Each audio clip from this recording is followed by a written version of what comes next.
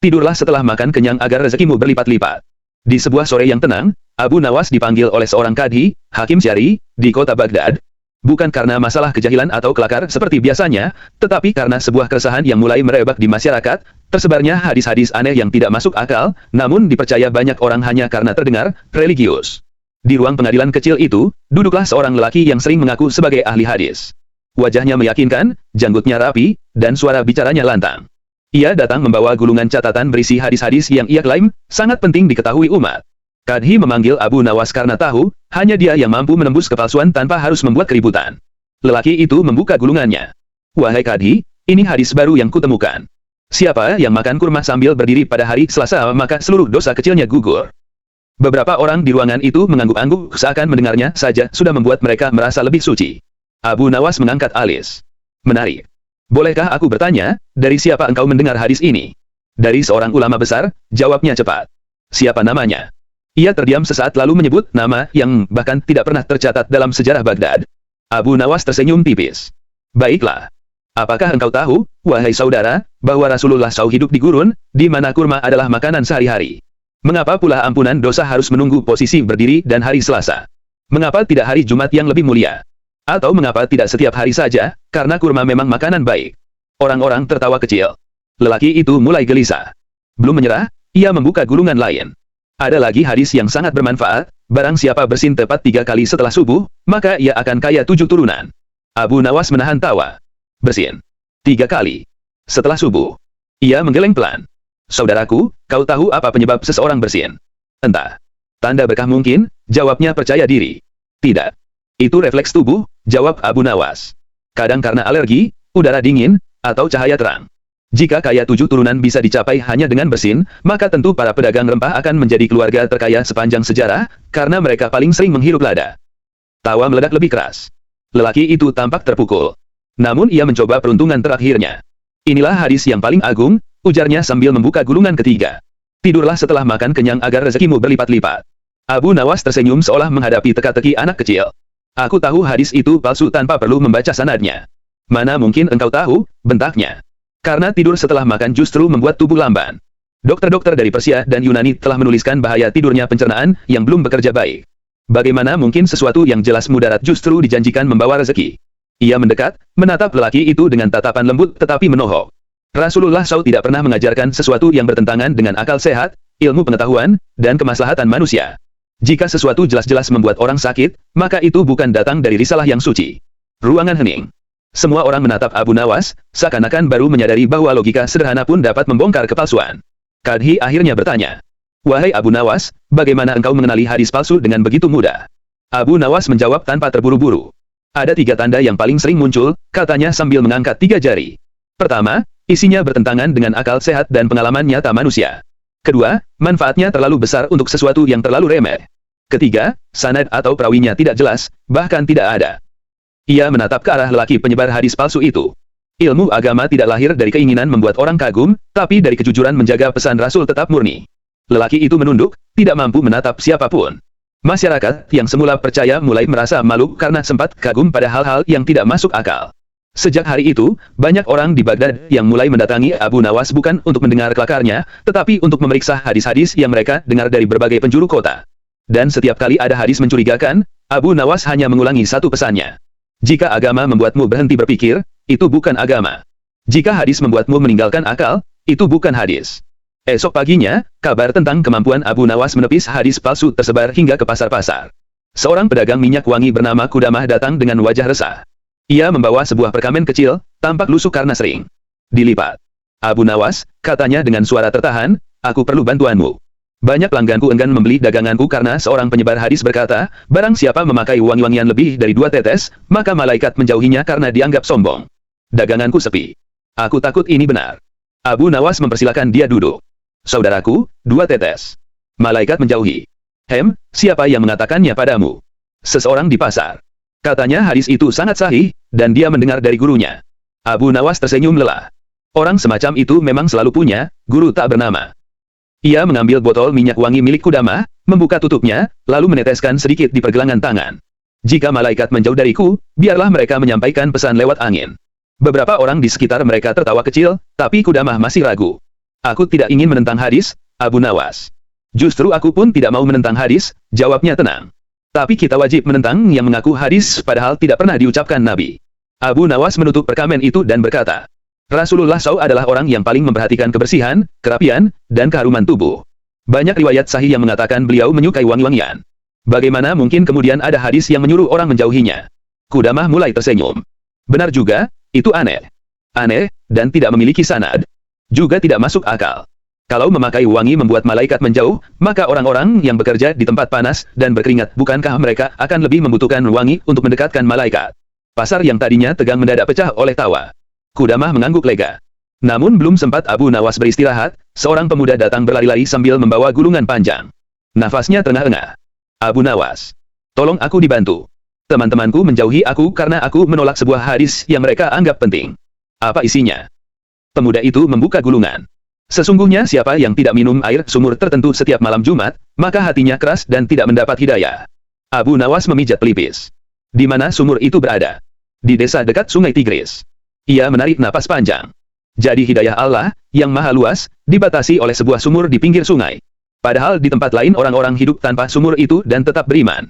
Pemuda itu tampak tersadar. Aku tidak pernah memikirkan itu. Begitulah ciri hadis palsu, kata Abu Nawas. Biasanya bertujuan memuliakan sesuatu yang remeh, atau menghubungkan ibadah dengan tempat atau benda yang tidak pernah ditunjuk oleh syariat. Jika hidayah bergantung pada sumur, maka bagaimana nasib kaum muslimin di Andalusia, di India, dan di Mesir? Orang-orang yang sedang mendengarkan mengangguk-angguk, sebagian tersenyum malu. Malam harinya, orang yang sama yang sebelumnya menyebarkan hadis palsu soal kurma dan bersin datang ke rumah Abu Nawas. Tapi kali ini ia tidak marah, ia membawa sebuah lampu minyak dan air mata yang belum kering.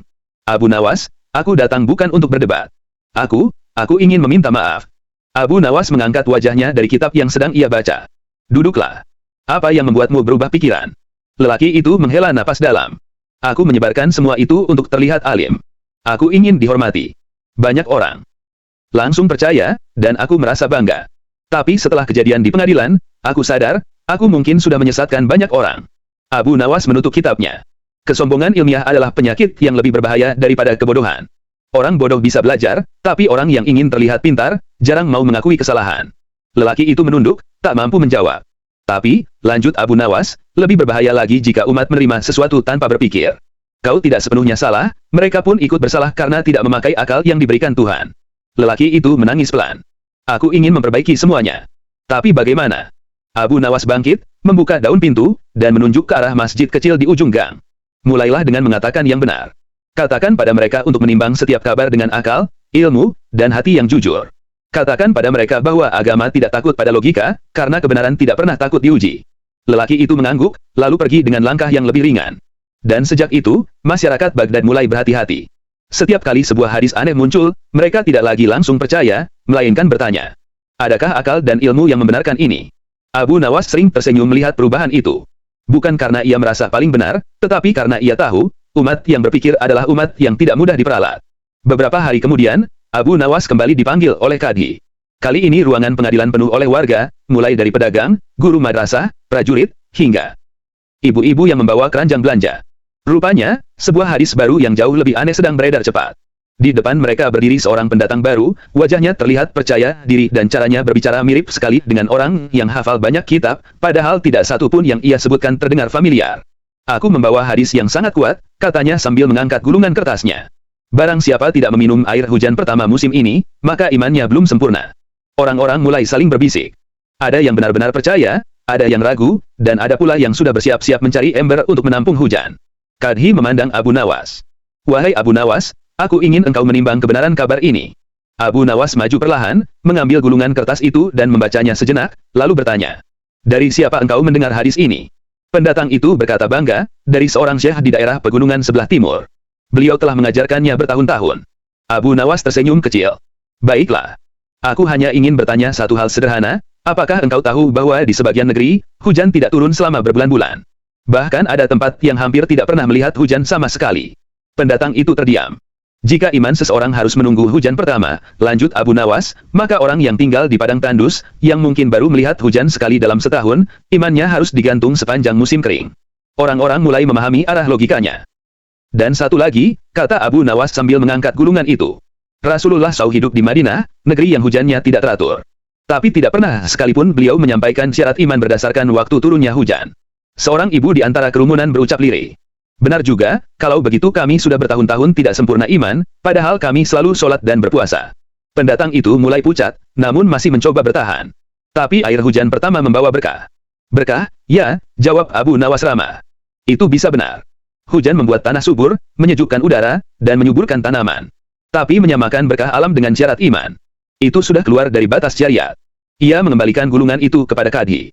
Ilmu kesehatan juga menunjukkan, sambung Abu Nawas, bahwa air hujan pertama sering membawa debu, kotoran yang tersangkut di awan, dan partikel dari udara.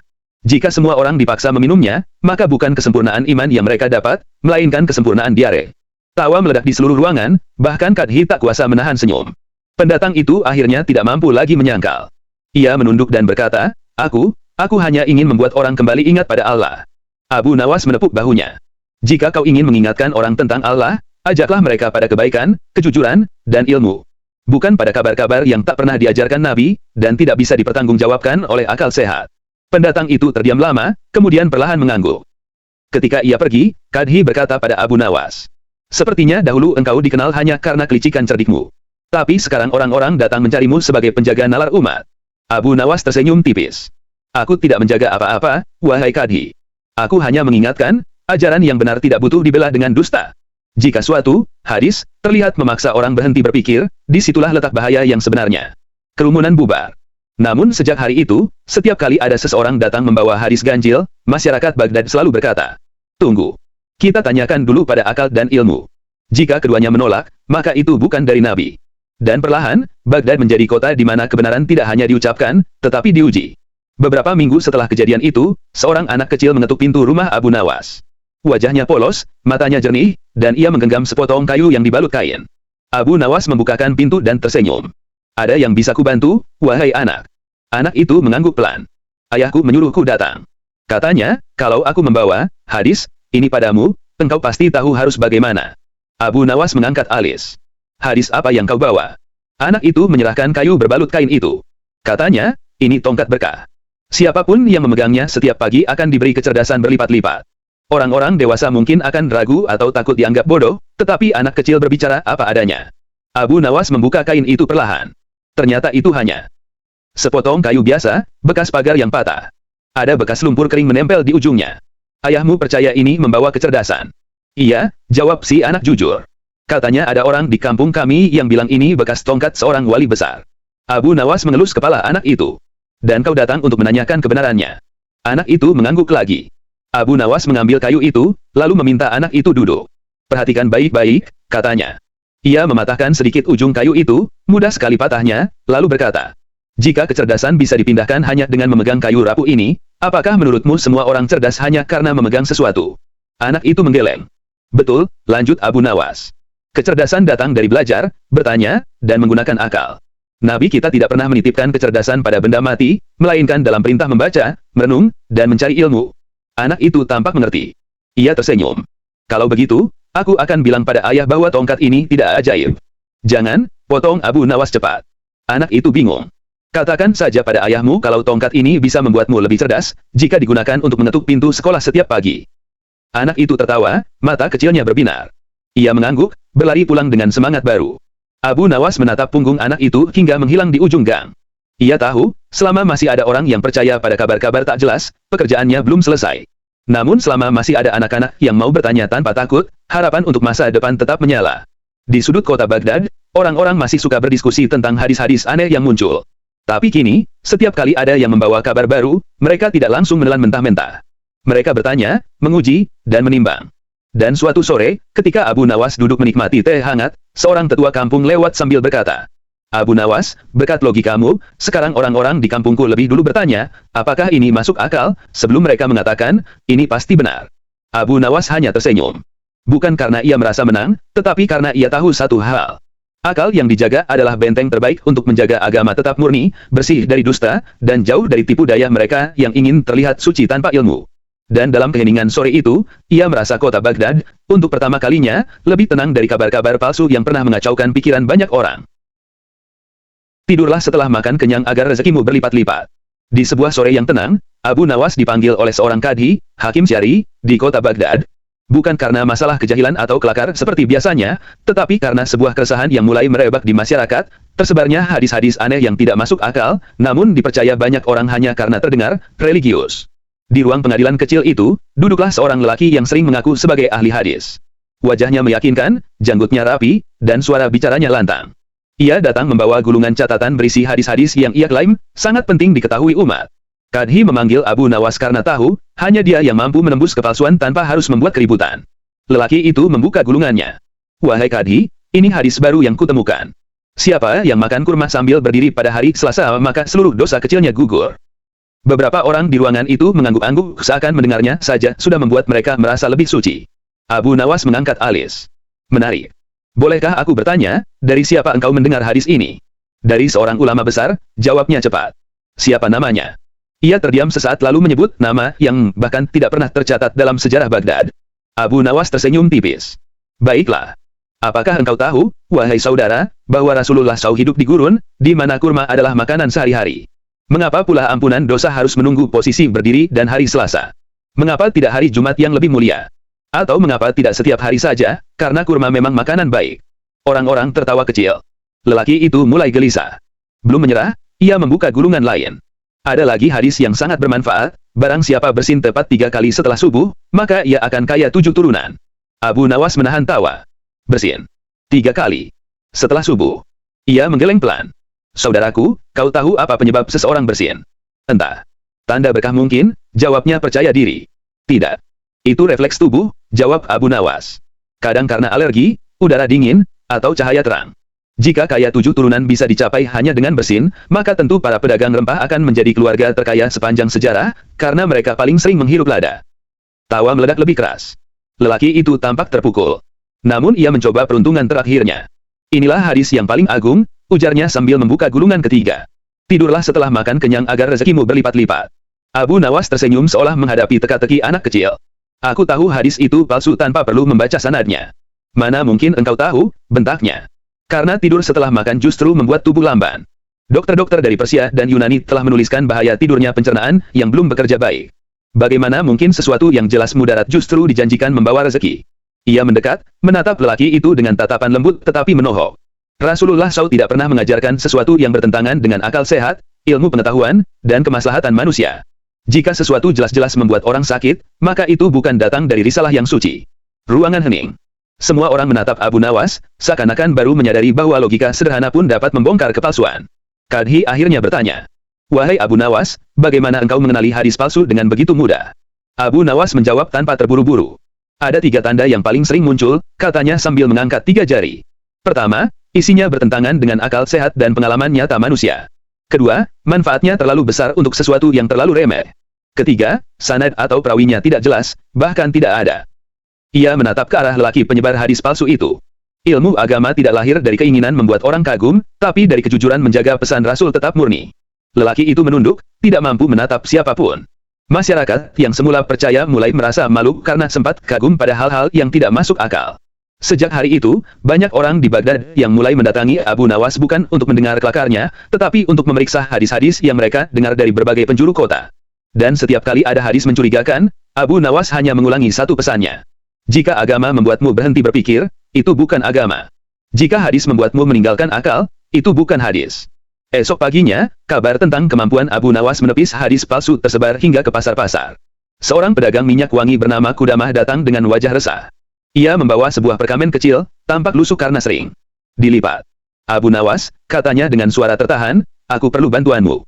Banyak pelangganku enggan membeli daganganku karena seorang penyebar hadis berkata, barang siapa memakai wangi-wangian lebih dari 2 tetes, maka malaikat menjauhinya karena dianggap sombong. Daganganku sepi. Aku takut ini benar. Abu Nawas mempersilakan dia duduk. Saudaraku, 2 tetes. Malaikat menjauhi. Siapa yang mengatakannya padamu? Seseorang di pasar. Katanya hadis itu sangat sahih, dan dia mendengar dari gurunya. Abu Nawas tersenyum lelah. Orang semacam itu memang selalu punya guru tak bernama. Ia mengambil botol minyak wangi milik Kudamah, membuka tutupnya, lalu meneteskan sedikit di pergelangan tangan. Jika malaikat menjauh dariku, biarlah mereka menyampaikan pesan lewat angin. Beberapa orang di sekitar mereka tertawa kecil, tapi Kudamah masih ragu. Aku tidak ingin menentang hadis, Abu Nawas. Justru aku pun tidak mau menentang hadis, jawabnya tenang. Tapi kita wajib menentang yang mengaku hadis padahal tidak pernah diucapkan Nabi. Abu Nawas menutup perkamen itu dan berkata, Rasulullah SAW adalah orang yang paling memperhatikan kebersihan, kerapian, dan keharuman tubuh. Banyak riwayat sahih yang mengatakan beliau menyukai wangi-wangian. Bagaimana mungkin kemudian ada hadis yang menyuruh orang menjauhinya? Qudamah mulai tersenyum. Benar juga, itu aneh. Aneh, dan tidak memiliki sanad. Juga tidak masuk akal. Kalau memakai wangi membuat malaikat menjauh, maka orang-orang yang bekerja di tempat panas dan berkeringat bukankah mereka akan lebih membutuhkan wangi untuk mendekatkan malaikat? Pasar yang tadinya tegang mendadak pecah oleh tawa. Qudamah mengangguk lega. Namun belum sempat Abu Nawas beristirahat, seorang pemuda datang berlari-lari sambil membawa gulungan panjang. Nafasnya terengah-engah. Abu Nawas, tolong aku dibantu. Teman-temanku menjauhi aku karena aku menolak sebuah hadis yang mereka anggap penting. Apa isinya? Pemuda itu membuka gulungan. Sesungguhnya siapa yang tidak minum air sumur tertentu setiap malam Jumat, maka hatinya keras dan tidak mendapat hidayah. Abu Nawas memijat pelipis. Di mana sumur itu berada? Di desa dekat sungai Tigris. Ia menarik napas panjang.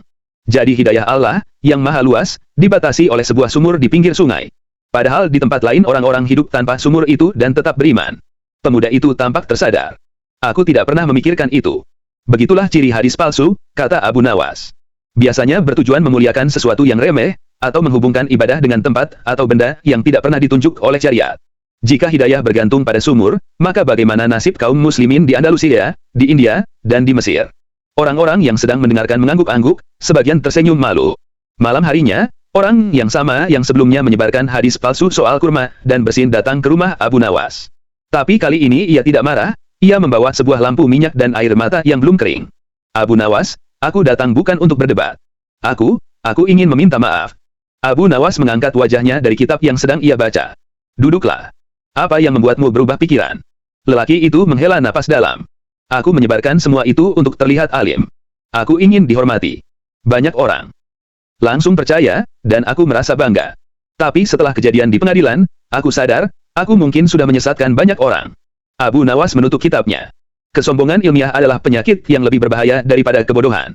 Orang bodoh bisa belajar, tapi orang yang ingin terlihat pintar, jarang mau mengakui kesalahan. Lelaki itu menunduk, tak mampu menjawab. Tapi, lanjut Abu Nawas, lebih berbahaya lagi jika umat menerima sesuatu tanpa berpikir. Kau tidak sepenuhnya salah, mereka pun ikut bersalah karena tidak memakai akal yang diberikan Tuhan. Lelaki itu menangis pelan. Aku ingin memperbaiki semuanya. Tapi bagaimana? Abu Nawas bangkit, membuka daun pintu, dan menunjuk ke arah masjid kecil di ujung gang. Mulailah dengan mengatakan yang benar. Katakan pada mereka untuk menimbang setiap kabar dengan akal, ilmu, dan hati yang jujur. Katakan pada mereka bahwa agama tidak takut pada logika, karena kebenaran tidak pernah takut diuji. Lelaki itu mengangguk, lalu pergi dengan langkah yang lebih ringan. Dan sejak itu, masyarakat Baghdad mulai berhati-hati. Setiap kali sebuah hadis aneh muncul, mereka tidak lagi langsung percaya, melainkan bertanya. Adakah akal dan ilmu yang membenarkan ini? Abu Nawas sering tersenyum melihat perubahan itu. Bukan karena ia merasa paling benar, tetapi karena ia tahu, umat yang berpikir adalah umat yang tidak mudah diperalat. Beberapa hari kemudian, Abu Nawas kembali dipanggil oleh Kadhi.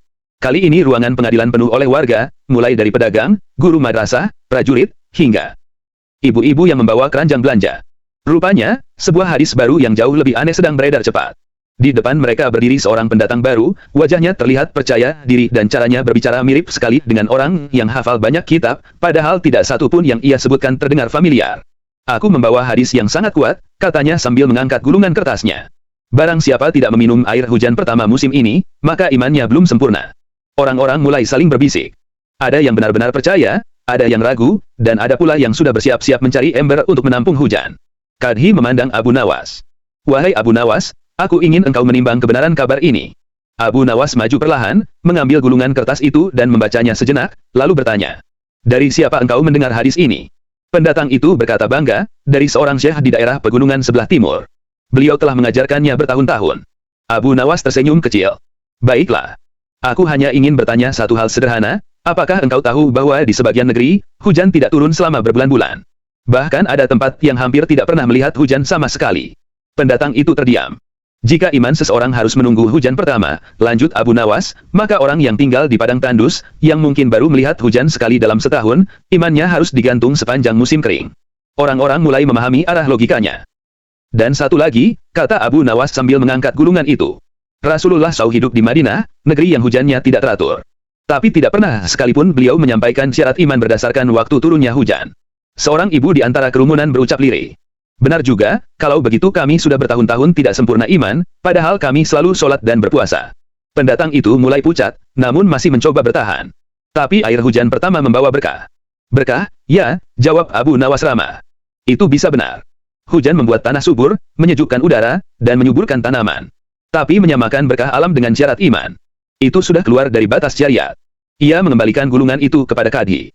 Ilmu kesehatan juga menunjukkan, sambung Abu Nawas, bahwa air hujan pertama sering membawa debu, kotoran yang tersangkut di awan, dan partikel dari udara. Jika semua orang dipaksa meminumnya, maka bukan kesempurnaan iman yang mereka dapat, melainkan kesempurnaan diare. Tawa meledak di seluruh ruangan, bahkan Kadhi tak kuasa menahan senyum. Pendatang itu akhirnya tidak mampu lagi menyangkal. Ia menunduk dan berkata, aku hanya ingin membuat orang kembali ingat pada Allah. Abu Nawas menepuk bahunya. Jika kau ingin mengingatkan orang tentang Allah, ajaklah mereka pada kebaikan, kejujuran, dan ilmu. Bukan pada kabar-kabar yang tak pernah diajarkan Nabi, dan tidak bisa dipertanggungjawabkan oleh akal sehat. Pendatang itu terdiam lama, kemudian perlahan mengangguk. Ketika ia pergi, Kadhi berkata pada Abu Nawas. Sepertinya dahulu engkau dikenal hanya karena kelicikan cerdikmu. Tapi sekarang orang-orang datang mencarimu sebagai penjaga nalar umat. Abu Nawas tersenyum tipis. Aku tidak menjaga apa-apa, wahai Kadhi. Aku hanya mengingatkan, ajaran yang benar tidak butuh dibela dengan dusta. Jika suatu hadis terlihat memaksa orang berhenti berpikir, disitulah letak bahaya yang sebenarnya. Kerumunan bubar. Namun sejak hari itu, setiap kali ada seseorang datang membawa hadis ganjil, masyarakat Baghdad selalu berkata, tunggu. Kita tanyakan dulu pada akal dan ilmu. Jika keduanya menolak, maka itu bukan dari Nabi. Dan perlahan, Baghdad menjadi kota di mana kebenaran tidak hanya diucapkan, tetapi diuji. Beberapa minggu setelah kejadian itu, seorang anak kecil mengetuk pintu rumah Abu Nawas. Wajahnya polos, matanya jernih, dan ia menggenggam sepotong kayu yang dibalut kain. Abu Nawas membukakan pintu dan tersenyum. Ada yang bisa kubantu, wahai anak? Anak itu mengangguk pelan. Ayahku menyuruhku datang. Katanya, kalau aku membawa hadis ini padamu, engkau pasti tahu harus bagaimana. Abu Nawas mengangkat alis. Hadis apa yang kau bawa? Anak itu menyerahkan kayu berbalut kain itu. Katanya, ini tongkat berkah. Siapapun yang memegangnya setiap pagi akan diberi kecerdasan berlipat-lipat. Orang-orang dewasa mungkin akan ragu atau takut dianggap bodoh, tetapi anak kecil berbicara apa adanya. Abu Nawas membuka kain itu perlahan. Ternyata itu hanya sepotong kayu biasa, bekas pagar yang patah. Ada bekas lumpur kering menempel di ujungnya. Ayahmu percaya ini membawa kecerdasan? Iya, jawab si anak jujur. Katanya ada orang di kampung kami yang bilang ini bekas tongkat seorang wali besar. Abu Nawas mengelus kepala anak itu. Dan kau datang untuk menanyakan kebenarannya. Anak itu mengangguk lagi. Abu Nawas mengambil kayu itu, lalu meminta anak itu duduk. Perhatikan baik-baik, katanya. Ia mematahkan sedikit ujung kayu itu, mudah sekali patahnya, lalu berkata. Jika kecerdasan bisa dipindahkan hanya dengan memegang kayu rapuh ini, apakah menurutmu semua orang cerdas hanya karena memegang sesuatu? Anak itu menggeleng. Betul, lanjut Abu Nawas. Kecerdasan datang dari belajar, bertanya, dan menggunakan akal. Nabi kita tidak pernah menitipkan kecerdasan pada benda mati, melainkan dalam perintah membaca, merenung, dan mencari ilmu. Anak itu tampak mengerti. Ia tersenyum. Kalau begitu, aku akan bilang pada ayah bahwa tongkat ini tidak ajaib. Jangan, potong Abu Nawas cepat. Anak itu bingung. Katakan saja pada ayahmu kalau tongkat ini bisa membuatmu lebih cerdas, jika digunakan untuk mengetuk pintu sekolah setiap pagi. Anak itu tertawa, mata kecilnya berbinar. Ia mengangguk, berlari pulang dengan semangat baru. Abu Nawas menatap punggung anak itu hingga menghilang di ujung gang. Ia tahu, selama masih ada orang yang percaya pada kabar-kabar tak jelas, pekerjaannya belum selesai. Namun selama masih ada anak-anak yang mau bertanya tanpa takut, harapan untuk masa depan tetap menyala. Di sudut kota Baghdad, orang-orang masih suka berdiskusi tentang hadis-hadis aneh yang muncul. Tapi kini, setiap kali ada yang membawa kabar baru, mereka tidak langsung menelan mentah-mentah. Mereka bertanya, menguji, dan menimbang. Dan suatu sore, ketika Abu Nawas duduk menikmati teh hangat, seorang tetua kampung lewat sambil berkata, Abu Nawas, berkat logikamu, sekarang orang-orang di kampungku lebih dulu bertanya, apakah ini masuk akal, sebelum mereka mengatakan, ini pasti benar. Abu Nawas hanya tersenyum. Bukan karena ia merasa menang, tetapi karena ia tahu satu hal. Akal yang dijaga adalah benteng terbaik untuk menjaga agama tetap murni, bersih dari dusta, dan jauh dari tipu daya mereka yang ingin terlihat suci tanpa ilmu. Dan dalam keheningan sore itu, ia merasa kota Baghdad, untuk pertama kalinya, lebih tenang dari kabar-kabar palsu yang pernah mengacaukan pikiran banyak orang. Tidurlah setelah makan kenyang agar rezekimu berlipat-lipat. Di sebuah sore yang tenang, Abu Nawas dipanggil oleh seorang kadhi, Hakim Syari, di kota Baghdad. Bukan karena masalah kejahilan atau kelakar seperti biasanya, tetapi karena sebuah keresahan yang mulai merebak di masyarakat, tersebarnya hadis-hadis aneh yang tidak masuk akal, namun dipercaya banyak orang hanya karena terdengar religius. Di ruang pengadilan kecil itu, duduklah seorang lelaki yang sering mengaku sebagai ahli hadis. Wajahnya meyakinkan, janggutnya rapi, dan suara bicaranya lantang. Ia datang membawa gulungan catatan berisi hadis-hadis yang ia klaim sangat penting diketahui umat. Kadhi memanggil Abu Nawas karena tahu, hanya dia yang mampu menembus kepalsuan tanpa harus membuat keributan.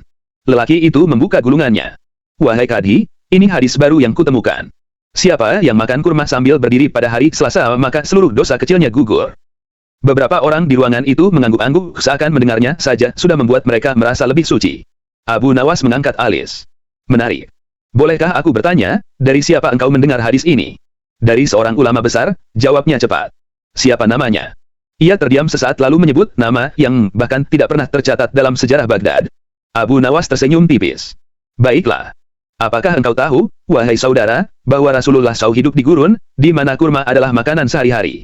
Mengapa pula ampunan dosa harus menunggu posisi berdiri dan hari Selasa? Mengapa tidak hari Jumat yang lebih mulia? Atau mengapa tidak setiap hari saja, karena kurma memang makanan baik? Orang-orang tertawa kecil. Lelaki itu mulai gelisah. Belum menyerah, ia membuka gulungan lain. Ada lagi hadis yang sangat bermanfaat, barang siapa bersin tepat 3 kali setelah subuh, maka ia akan kaya 7 turunan. Abu Nawas menahan tawa. Bersin 3 kali setelah subuh. Ia menggeleng pelan. Saudaraku, kau tahu apa penyebab seseorang bersin? Entah. Tanda berkah mungkin, jawabnya percaya diri. Tidak. Itu refleks tubuh, jawab Abu Nawas. Kadang karena alergi, udara dingin, atau cahaya terang. Jika kaya 7 turunan bisa dicapai hanya dengan bersin, maka tentu para pedagang rempah akan menjadi keluarga terkaya sepanjang sejarah, karena mereka paling sering menghirup lada. Tawa meledak lebih keras. Lelaki itu tampak terpukul. Namun ia mencoba peruntungan terakhirnya. Inilah hadis yang paling agung, ujarnya sambil membuka gulungan ketiga. Tidurlah setelah makan kenyang agar rezekimu berlipat-lipat. Abu Nawas tersenyum seolah menghadapi teka-teki anak kecil. Aku tahu hadis itu palsu tanpa perlu membaca sanadnya. Mana mungkin engkau tahu, bentaknya. Karena tidur setelah makan justru membuat tubuh lamban. Dokter-dokter dari Persia dan Yunani telah menuliskan bahaya tidurnya pencernaan yang belum bekerja baik. Bagaimana mungkin sesuatu yang jelas mudarat justru dijanjikan membawa rezeki? Ia mendekat, menatap lelaki itu dengan tatapan lembut tetapi menohok. Rasulullah SAW tidak pernah mengajarkan sesuatu yang bertentangan dengan akal sehat, ilmu pengetahuan, dan kemaslahatan manusia. Jika sesuatu jelas-jelas membuat orang sakit, maka itu bukan datang dari risalah yang suci. Ruangan hening. Semua orang menatap Abu Nawas, seakan-akan baru menyadari bahwa logika sederhana pun dapat membongkar kepalsuan. Kadhi akhirnya bertanya. Wahai Abu Nawas, bagaimana engkau mengenali hadis palsu dengan begitu mudah? Abu Nawas menjawab tanpa terburu-buru. Ada 3 tanda yang paling sering muncul, katanya sambil mengangkat 3 jari. Pertama, isinya bertentangan dengan akal sehat dan pengalaman nyata manusia. Kedua, manfaatnya terlalu besar untuk sesuatu yang terlalu remeh. Ketiga, sanad atau perawinya tidak jelas, bahkan tidak ada. Ia menatap ke arah lelaki penyebar hadis palsu itu. Ilmu agama tidak lahir dari keinginan membuat orang kagum, tapi dari kejujuran menjaga pesan Rasul tetap murni. Lelaki itu menunduk, tidak mampu menatap siapapun. Masyarakat yang semula percaya mulai merasa malu karena sempat kagum pada hal-hal yang tidak masuk akal. Sejak hari itu, banyak orang di Baghdad yang mulai mendatangi Abu Nawas bukan untuk mendengar kelakarnya, tetapi untuk memeriksa hadis-hadis yang mereka dengar dari berbagai penjuru kota. Dan setiap kali ada hadis mencurigakan, Abu Nawas hanya mengulangi satu pesannya. Jika agama membuatmu berhenti berpikir, itu bukan agama. Jika hadis membuatmu meninggalkan akal, itu bukan hadis. Esok paginya, kabar tentang kemampuan Abu Nawas menepis hadis palsu tersebar hingga ke pasar-pasar. Seorang pedagang minyak wangi bernama Kudamah datang dengan wajah resah. Ia membawa sebuah perkamen kecil, tampak lusuh karena sering dilipat. Abu Nawas, katanya dengan suara tertahan, aku perlu bantuanmu. Banyak pelangganku enggan membeli daganganku karena seorang penyebar hadis berkata, barang siapa memakai wangi-wangian lebih dari 2 tetes, maka malaikat menjauhinya karena dianggap sombong. Daganganku sepi. Aku takut ini benar. Abu Nawas mempersilakan dia duduk. Saudaraku, 2 tetes. Malaikat menjauhi. Siapa yang mengatakannya padamu? Seseorang di pasar. Katanya hadis itu sangat sahih, dan dia mendengar dari gurunya. Abu Nawas tersenyum lelah. Orang semacam itu memang selalu punya guru tak bernama. Ia mengambil botol minyak wangi milik Kudamah, membuka tutupnya, lalu meneteskan sedikit di pergelangan tangan. Jika malaikat menjauh dariku, biarlah mereka menyampaikan pesan lewat angin. Beberapa orang di sekitar mereka tertawa kecil, tapi Kudamah masih ragu. Aku tidak ingin menentang hadis, Abu Nawas. Justru aku pun tidak mau menentang hadis, jawabnya tenang. Tapi kita wajib menentang yang mengaku hadis padahal tidak pernah diucapkan Nabi. Abu Nawas menutup perkamen itu dan berkata, Rasulullah SAW adalah orang yang paling memperhatikan kebersihan, kerapian, dan keharuman tubuh. Banyak riwayat sahih yang mengatakan beliau menyukai wangi-wangian. Bagaimana mungkin kemudian ada hadis yang menyuruh orang menjauhinya? Kudamah mulai tersenyum. Benar juga, itu aneh. Aneh, dan tidak memiliki sanad. Juga tidak masuk akal. Kalau memakai wangi membuat malaikat menjauh, maka orang-orang yang bekerja di tempat panas dan berkeringat bukankah mereka akan lebih membutuhkan wangi untuk mendekatkan malaikat? Pasar yang tadinya tegang mendadak pecah oleh tawa. Kudamah mengangguk lega. Namun belum sempat Abu Nawas beristirahat, seorang pemuda datang berlari-lari sambil membawa gulungan panjang. Nafasnya terengah-engah. Abu Nawas, tolong aku dibantu. Teman-temanku menjauhi aku karena aku menolak sebuah hadis yang mereka anggap penting. Apa isinya? Pemuda itu membuka gulungan. Sesungguhnya siapa yang tidak minum air sumur tertentu setiap malam Jumat, maka hatinya keras dan tidak mendapat hidayah. Abu Nawas memijat pelipis. Di mana sumur itu berada? Di desa dekat sungai Tigris. Ia menarik napas panjang. Jadi hidayah Allah, yang maha luas, dibatasi oleh sebuah sumur di pinggir sungai. Padahal di tempat lain orang-orang hidup tanpa sumur itu dan tetap beriman. Pemuda itu tampak tersadar. Aku tidak pernah memikirkan itu. Begitulah ciri hadis palsu, kata Abu Nawas. Biasanya bertujuan memuliakan sesuatu yang remeh, atau menghubungkan ibadah dengan tempat atau benda yang tidak pernah ditunjuk oleh syariat. Jika hidayah bergantung pada sumur, maka bagaimana nasib kaum muslimin di Andalusia, di India, dan di Mesir? Orang-orang yang sedang mendengarkan mengangguk-angguk, sebagian tersenyum malu. Malam harinya, orang yang sama yang sebelumnya menyebarkan hadis palsu soal kurma dan bersin datang ke rumah Abu Nawas. Tapi kali ini ia tidak marah, ia membawa sebuah lampu minyak dan air mata yang belum kering. Abu Nawas, aku datang bukan untuk berdebat. Aku ingin meminta maaf. Abu Nawas mengangkat wajahnya dari kitab yang sedang ia baca. Duduklah. Apa yang membuatmu berubah pikiran? Lelaki itu menghela napas dalam. Aku menyebarkan semua itu untuk terlihat alim. Aku ingin dihormati. Banyak orang langsung percaya, dan aku merasa bangga. Tapi setelah kejadian di pengadilan, aku sadar, aku mungkin sudah menyesatkan banyak orang. Abu Nawas menutup kitabnya. Kesombongan ilmiah adalah penyakit yang lebih berbahaya daripada kebodohan. Orang bodoh bisa belajar, tapi orang yang ingin terlihat pintar, jarang mau mengakui kesalahan. Lelaki itu menunduk, tak mampu menjawab. Tapi, lanjut Abu Nawas, lebih berbahaya lagi jika umat menerima sesuatu tanpa berpikir. Kau tidak sepenuhnya salah, mereka pun ikut bersalah karena tidak memakai akal yang diberikan Tuhan. Lelaki itu menangis pelan. Aku ingin memperbaiki semuanya. Tapi bagaimana? Abu Nawas bangkit, membuka daun pintu, dan menunjuk ke arah masjid kecil di ujung gang. Mulailah dengan mengatakan yang benar. Katakan pada mereka untuk menimbang setiap kabar dengan akal, ilmu, dan hati yang jujur. Katakan pada mereka bahwa agama tidak takut pada logika, karena kebenaran tidak pernah takut diuji. Lelaki itu mengangguk, lalu pergi dengan langkah yang lebih ringan. Dan sejak itu, masyarakat Baghdad mulai berhati-hati. Setiap kali sebuah hadis aneh muncul, mereka tidak lagi langsung percaya, melainkan bertanya. Adakah akal dan ilmu yang membenarkan ini? Abu Nawas sering tersenyum melihat perubahan itu. Bukan karena ia merasa paling benar, tetapi karena ia tahu, umat yang berpikir adalah umat yang tidak mudah diperalat. Beberapa hari kemudian, Abu Nawas kembali dipanggil oleh Kadhi. Kali ini ruangan pengadilan penuh oleh warga, mulai dari pedagang, guru madrasah, prajurit, hingga ibu-ibu yang membawa keranjang belanja. Rupanya, sebuah hadis baru yang jauh lebih aneh sedang beredar cepat. Di depan mereka berdiri seorang pendatang baru, wajahnya terlihat percaya diri dan caranya berbicara mirip sekali dengan orang yang hafal banyak kitab, padahal tidak satu pun yang ia sebutkan terdengar familiar. Aku membawa hadis yang sangat kuat, katanya sambil mengangkat gulungan kertasnya. Barang siapa tidak meminum air hujan pertama musim ini, maka imannya belum sempurna. Orang-orang mulai saling berbisik. Ada yang benar-benar percaya, ada yang ragu, dan ada pula yang sudah bersiap-siap mencari ember untuk menampung hujan. Kadhi memandang Abu Nawas. Wahai Abu Nawas, aku ingin engkau menimbang kebenaran kabar ini. Abu Nawas maju perlahan, mengambil gulungan kertas itu dan membacanya sejenak, lalu bertanya. Dari siapa engkau mendengar hadis ini? Pendatang itu berkata bangga, dari seorang syekh di daerah pegunungan sebelah timur. Beliau telah mengajarkannya bertahun-tahun. Abu Nawas tersenyum kecil. Baiklah. Aku hanya ingin bertanya satu hal sederhana, apakah engkau tahu bahwa di sebagian negeri, hujan tidak turun selama berbulan-bulan? Bahkan ada tempat yang hampir tidak pernah melihat hujan sama sekali. Pendatang itu terdiam. Jika iman seseorang harus menunggu hujan pertama, lanjut Abu Nawas, maka orang yang tinggal di padang tandus, yang mungkin baru melihat hujan sekali dalam setahun, imannya harus digantung sepanjang musim kering. Orang-orang mulai memahami arah logikanya. Dan satu lagi, kata Abu Nawas sambil mengangkat gulungan itu. Rasulullah SAW hidup di Madinah, negeri yang hujannya tidak teratur. Tapi tidak pernah sekalipun beliau menyampaikan syarat iman berdasarkan waktu turunnya hujan. Seorang ibu di antara kerumunan berucap lirih. Benar juga, kalau begitu kami sudah bertahun-tahun tidak sempurna iman, padahal kami selalu sholat dan berpuasa. Pendatang itu mulai pucat, namun masih mencoba bertahan. Tapi air hujan pertama membawa berkah. Berkah? Ya, jawab Abu Nawas ramah. Itu bisa benar. Hujan membuat tanah subur, menyejukkan udara, dan menyuburkan tanaman. Tapi menyamakan berkah alam dengan syarat iman. Itu sudah keluar dari batas syariat. Ia mengembalikan gulungan itu kepada Kadhi. Ilmu kesehatan juga menunjukkan, sambung Abu Nawas, bahwa air hujan pertama sering membawa debu, kotoran yang tersangkut di awan, dan partikel dari udara. Jika semua orang dipaksa meminumnya, maka bukan kesempurnaan iman yang mereka dapat, melainkan kesempurnaan diare. Tawa meledak di seluruh ruangan, bahkan Kadhi tak kuasa menahan senyum. Pendatang itu akhirnya tidak mampu lagi menyangkal. Ia menunduk dan berkata, Aku hanya ingin membuat orang kembali ingat pada Allah. Abu Nawas menepuk bahunya. Jika kau ingin mengingatkan orang tentang Allah, ajaklah mereka pada kebaikan, kejujuran, dan ilmu.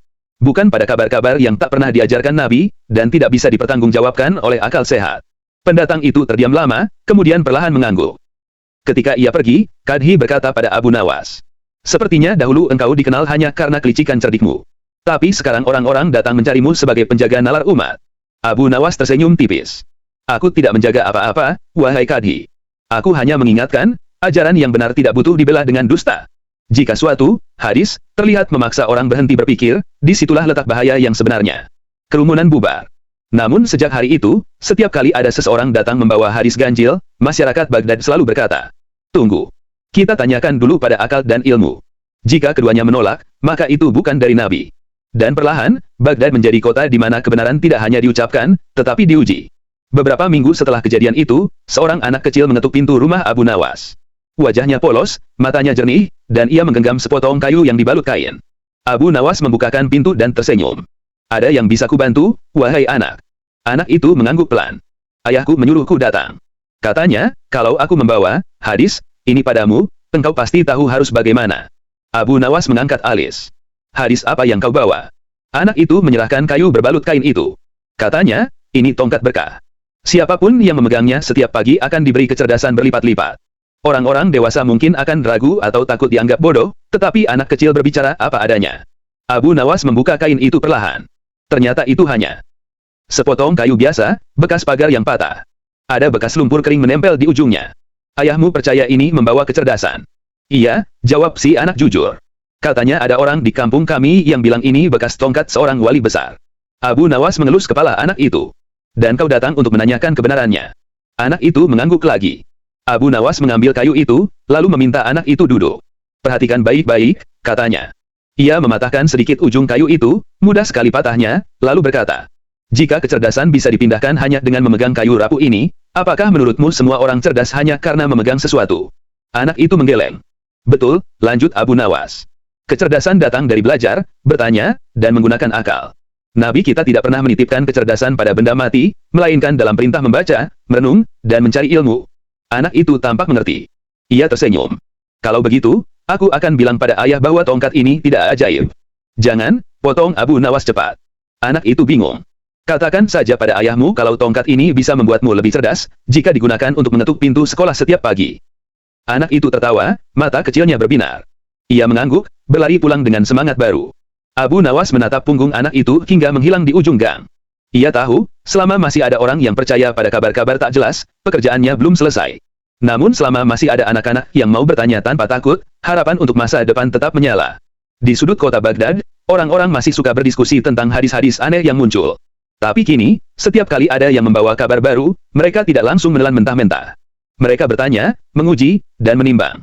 Dan suatu sore, ketika Abu Nawas duduk menikmati teh hangat, seorang tetua kampung lewat sambil berkata, Abu Nawas, berkat logikamu, sekarang orang-orang di kampungku lebih dulu bertanya, apakah ini masuk akal, sebelum mereka mengatakan, ini pasti benar.